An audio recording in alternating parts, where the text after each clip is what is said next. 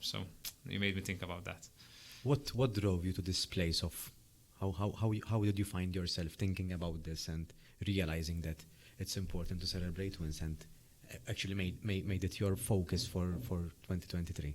Yeah, but I mean, I've been working now for a couple of years, and you go from one thing to another. I mean, things in your personal life also evolve and develop. I mean, I got married, moved into a new house, and all these things add up.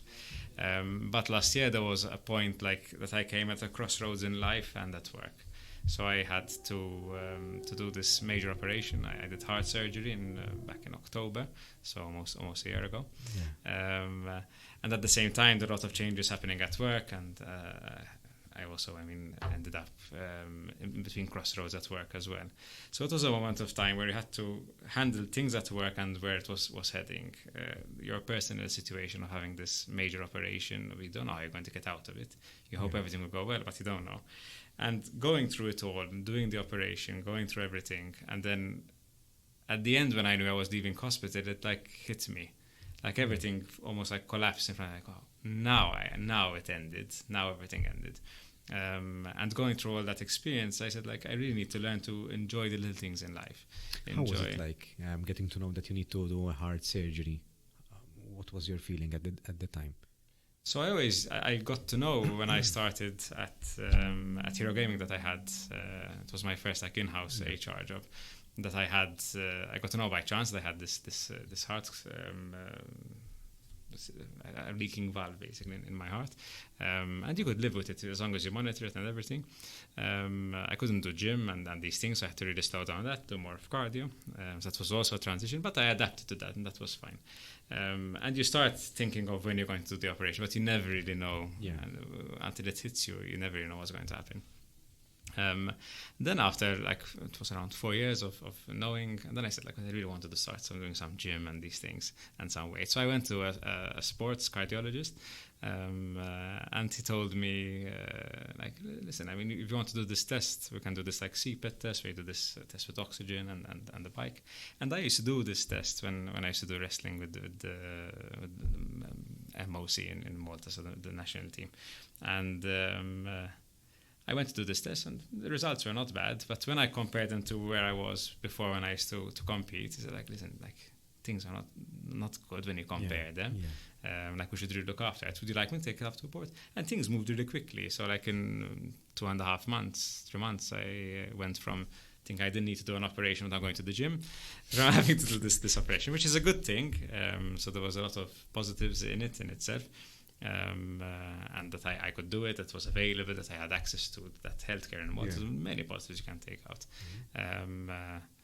And that happened at the same time. There was a lot of changes at work where there was a whole reorganization reality. So two things happened at the same time, going full circle within Hero Gaming, I would say, starting a career in HR in-house there, and then getting to know about the heart condition and ending with that as well. So it was also a bit symbolic at the same time, doing that operation, having to know that. But I remember, like, my last night in hospital, like, I had put on this calming music, like this, and it like took me into a different dynamic. And I said, like, I really need to focus on that, on celebrating the small wins and really living in the moment. That was the outcome of it all. What was your not mindset, but how was your mental state at that time? It was like starting a bit afresh, because I was in a position where I was, in essence, unemployed. But going through the operation, I mean, it's a heart surgery, it's a major operation. How was your mental state at that time? The first 2 days were, I won't lie, they weren't great, because it's impressive how fast your body regresses. So after 2-3 days in bed, I mean, you lose control over your neck, your posture.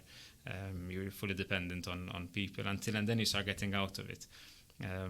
But it was the first 2 days were not great. In fact, only like my wife, my mom, and a friend of mine who's a doctor used to come see me. And like the friend was like, listen, you really need to get. I really like know I need to get out, but I'm not in a good state. It's tough till you get out of it, till you start feeling that you're seeing progress and you can get out of things. Plus, you have a lot of things attached to you. And the fact that I had told the doctor, like, listen, if you really want to get better, start taking off these things, get me out of this bed, and then I'll get better.